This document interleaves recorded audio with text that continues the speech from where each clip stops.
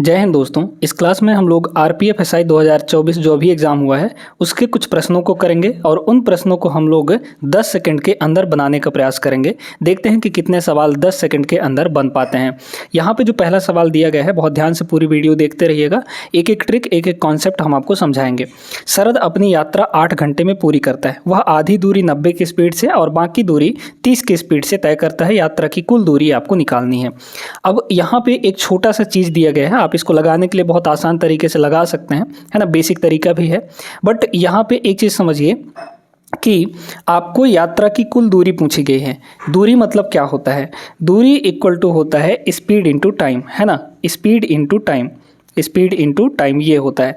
मतलब आपकी दूरी में टाइम का मल्टीप्लाई हुआ है ना। और टाइम का जब मल्टीप्लाई हुआ है तो जब भी हम डिस्टेंस निकालेंगे तो उस आंसर में 8 का मल्टीप्लाई होके आएगा, यानी टाइम का मल्टीप्लाई होके आएगा, क्योंकि टोटल 8 घंटे लगता है उस यात्रा को पूरा करने में। अब हमको सिर्फ इतना ही देखना है कि आपके ऑप्शन में कौन सी ऐसी संख्या है, कौन सा ऐसा ऑप्शन है जो 8 से मल्टीप्लाई हुआ है, यानी 8 से कटने वाला नंबर है। बस वही निकाल लीजिए, आपका आंसर आ जाएगा। हाँ, अगर एक से ज़्यादा होंगे 8 से कटने वाली संख्याएं तो वहाँ पे हम लोग फिर अपना अलग तरीका लगाएंगे। देखिए, पहले अगर हम लोग 359 को 8 से काटें तो भाई 8 चौके हो जाएगा 32, बचा 3 यहाँ पे तो 39 हो जाएगा। 39 8 से कटता ही नहीं है, मतलब ये आपका नहीं कटेगा 8 से, यानी ये आंसर तो हो ही नहीं सकता, कतई नहीं हो सकता। दूसरे नंबर को चेक करिए, तो 8 से काटेंगे तो 8 चौके 32, फिर बचा 3 तो यहाँ पे 34 हो गया। 34 भी 8 से नहीं कटता है, मतलब ये भी आपका आंसर नहीं हो सकता। अगर इसको हम लोग चेक करें तो भाई 8 चौके 32, बचा 3 तो 36 हो गया। 36 भी 8 से नहीं कट पाता, तो ये भी ऑप्शन नहीं हो सकता, है ना। यहाँ पर देखिए, इसको देख लीजिए क्या हो जाएगा। इसको अगर 8 से काटेंगे तो 8 चौके 32, फिर बचा यहाँ पे आपका 4 तो 40 हो जाएगा। 8 पंचे 40, यानी ये पूरी तरीके से 8 चौके 32, 8 पंचे 40, 45 बार में ये 8 से कट गया, मतलब यही आपका करेक्ट आंसर होगा, है ना। तो ये एक अप्रोच था। अब इसके बेसिक तरीकों को देख लीजिए कि कैसे भाई इस सवाल को लगाएंगे। हमने फार्मूला तो बता दिया, है ना। ये देखिए दोस्तों, यहाँ पे बोला गया है कि आधा दूरी और यहाँ पे शेष दूरी, मतलब दूरी जो वो चल रहा है, पहले यहाँ पे 90 की स्पीड से चला और फिर यहाँ पे बाकी जो दूरी था वो 30 के स्पीड से चला। तो ये बताइए, क्या आधी आधी दूरी नहीं चला है? आधी आधी दूरी का मतलब बराबर दूरी, है ना। दोनों स्पीड में वो बराबर दूरी तय किया है। तो जब भी बराबर दूरी तय करता है ना, तो हम लोग वहाँ पे उसकी जो स्पीड है एवरेज निकालने के लिए, एवरेज स्पीड निकालने के लिए डायरेक्ट एक फार्मूला लगाते हैं, ठीक है। एवरेज स्पीड का जो डायरेक्ट फार्मूला है वो हम यहाँ पे लिखे दे रहे हैं। एवरेज स्पीड कब लगाना है? ये जब आपका डिस्टेंस कांस्टेंट हो, यानी दोनों स्पीड में बराबर दूरी तय की गई हो। आधा दूरी यहाँ, आधा दूरी यहाँ, ठीक है। देखिएगा, तो इसका फार्मूला होता है 2xy upon x plus Y, ठीक है। x प्लस वाई, x मतलब पहला स्पीड, y मतलब दूसरा स्पीड, तो इसमें रख दीजिए। तो ये हो जाएगा 2 इंटू 90 और इंटू यहाँ पे 30, ठीक है। और डिवाइड बाई 90 और 30 कितना होता है? 9 3 12, यानी कि 120 हो गया। 30 से ये 4 बार में कट जाएगा, ठीक है।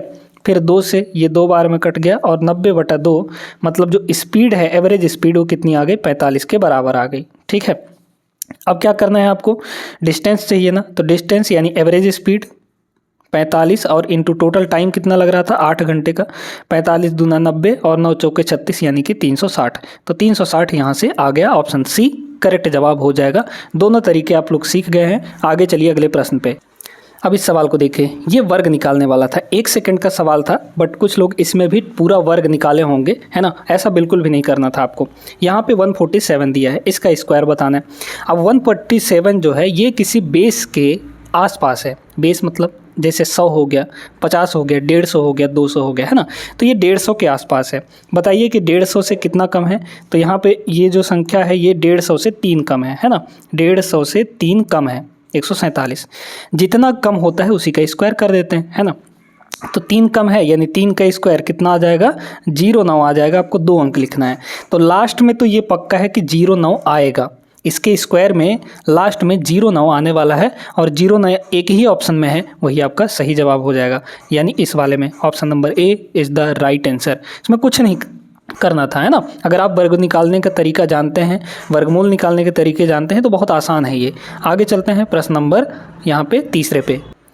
देखिएगा अब इस सवाल को भी हम लोग ट्रिक से ही लगाने वाले हैं। एक बेलन का आयतन दिया गया है, ज्ञात करना है, जो 2.8 सेंटीमीटर त्रिज्या वाले एक गोले के चारों ओर घूमता है। यहाँ पे पाई की वैल्यू 22/7 दी गई है ना। त्रिज्या कितना है 2.8 सेंटीमीटर। अच्छा, बेलन का आयतन क्या होता है, यहाँ पे बेलन का आयतन होता है पाई आर स्क्वायर इंटू एच, है ना, हाइट। अब यहाँ पे ये बताइए दोस्तों कि पाई आर स्क्वायर एच अगर मल्टीप्लाई हुआ है आयतन में, तो यानी कि पाई का मल्टीप्लाई हुआ है, और पाई की वैल्यू होती कितनी है, दिया भी गया है आपको 22/7 के बराबर दिया गया है ना। ये कॉन्सेप्ट हम कई बार बता चुके हैं आपको। 22 का मतलब क्या हुआ, 22 का मतलब हुआ 11/2, सॉरी 11×2/7, यानी कि जो भी आपका आंसर है उसमें 11 का मल्टीप्लाई हुआ है, 11 का मल्टीप्लाई हो के आया है वो आंसर, है ना।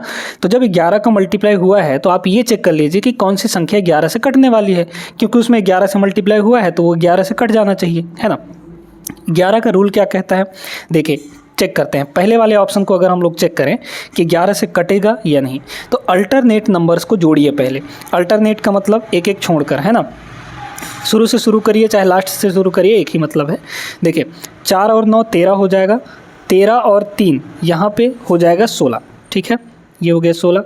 फिर डिफरेंस लेना है आपको कहाँ पे, और अल्टरनेट कहाँ है, देखिए 8 और 7 15, 15 और 1 यहाँ पे 16, तो ये हो गया 16। 16 माइनस 16 जीरो आ गया, जीरो जो है 11 से कट जाता है ना, जीरो जो है 11 से कट जाएगा, तो ये संख्या 11 से कटने वाली है, ये आंसर हो सकता है।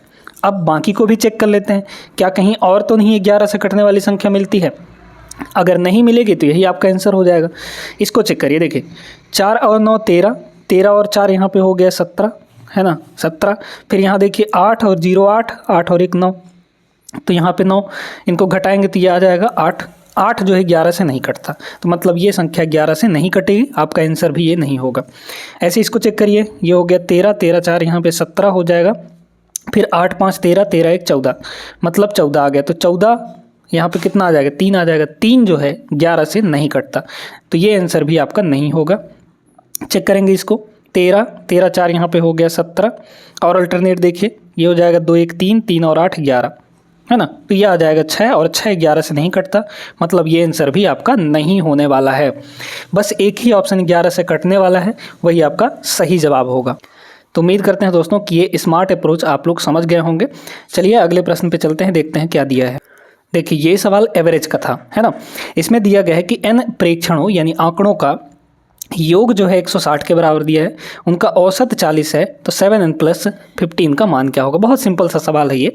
आप लोग जानते हैं कि जो एवरेज होता है, एवरेज वो क्या होता है, सम यानी आंकड़ों का योग और डिवाइड बाई आंकड़ों की संख्या जो कि n है, ठीक है।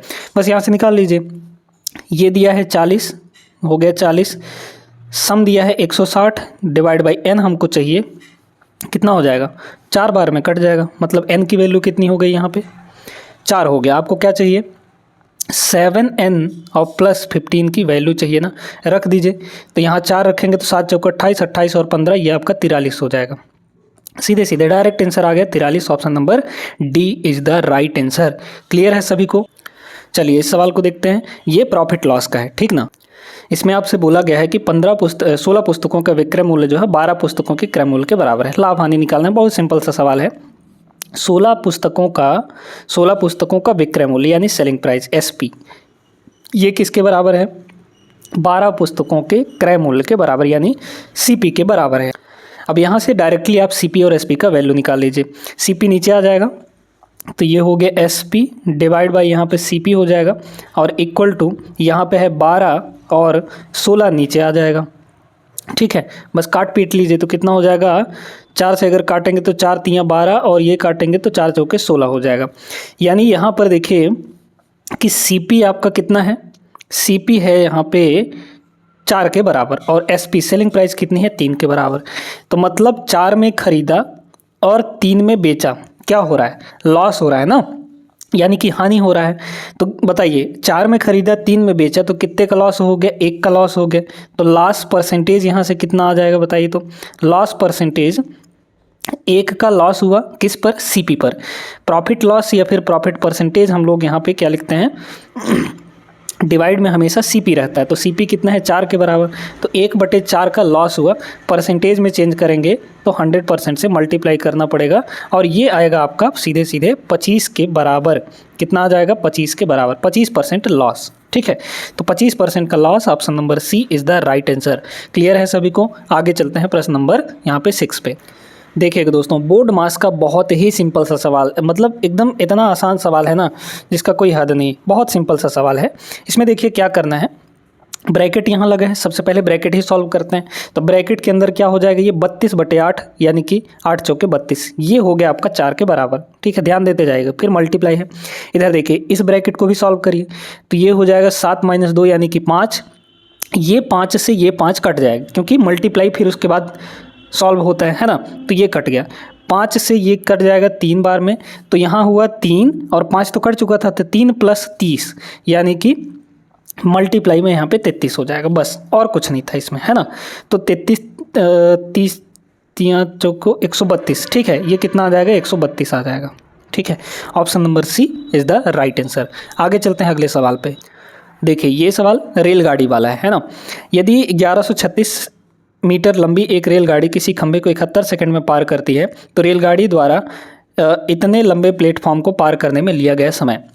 ध्यान दीजिएगा, जब भी कोई रेलगाड़ी किसी खंभे को, किसी बिंदु को, किसी आदमी को या किसी पेड़ को पार करती है तो वह अपनी लंबाई के बराबर ही दूरी चलती है ना। तो यहाँ से स्पीड कितना आ जाएगा बताइए तुम, डिस्टेंस अपॉन टाइम।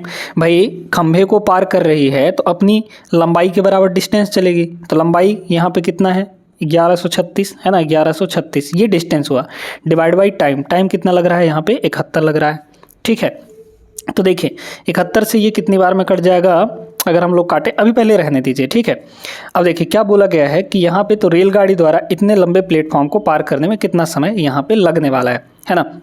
तो ध्यान दीजिएगा, अब यहाँ पे इसको भी ले लिया, यानी कि डिस्टेंस अब की बार क्या हो जाएगा, तो डिस्टेंस अब की बार हो जाएगा क्योंकि प्लेटफॉर्म को पार कर रहा है तो अपनी लंबाई तो पार करेगा ही करेगा, उस साथ में उस प्लेटफॉर्म की लंबाई को भी पार करेगा। तो डिस्टेंस कितना हो जाएगा 1136 है ना, और प्लस यहाँ पे 656 है ना, 656 इतना जोड़ देंगे दोनों को हम लोग, तो 6 ये हो गया 12 और 3 5 8 1 9 और 6 1 7 और ये हो जाएगा इतना डिस्टेंस चलेगा। तो टाइम इक्वल टू क्या हो जाएगा, time equal to distance upon speed, है ना। तो डिस्टेंस यहाँ पे कितना है, डिस्टेंस है यहाँ पे अब की बार 1792 और डिवाइड बाई स्पीड, तो स्पीड यहाँ पे 1136 और डिवाइड में 71 है, तो डिवाइड का 71 हम ऊपर ले जा सकते हैं, यानी कि यहाँ पे हो जाएगा आपका 71। ठीक है, यूनिट डिजिट लगाइए, है ना, यूनिट डिजिट लगाने से आराम से बन जाएगा। देखिए कैसे, ऊपर का इकाई अंक कितना होगा, तो ऊपर का इकाई अंक 2 1 2 और नीचे का इकाई अंक कितना है 6। अब इस 6 में हम क्या मल्टीप्लाई कर दें कि इकाई अंक 2 मिल जाए हमको, तो देखिए 6 8 48, इकाई अंक 2 नहीं मिला, 8 मिल गया। जीरो वाले तो होंगे ही नहीं, ये दोनों होंगे ही नहीं क्योंकि इधर जीरो है नहीं, तो ये वाला भी नहीं होगा, बचा एक ही ऑप्शन है। मैं देखिए ना 2 है, तो अगर हम इसमें 2 को मल्टीप्लाई करेंगे 6 दूना 12 यानी इकाई अंक 2 मिलेगा हमको। तो option number D is the right answer. समझ में आ गया सभी को ना। तो यहाँ पे जो भी प्रश्न करवाए गए हैं बहुत सिंपल तरीके से आपको करवा दिए गए हैं। उम्मीद करते हैं आप लोग समझ गए होंगे। वीडियो लाइक कर दीजिए और चैनल को ज़रूर सब्सक्राइब कर लीजिएगा। मिलते हैं नेक्स्ट वीडियो में, तब तक के लिए जय हिंद।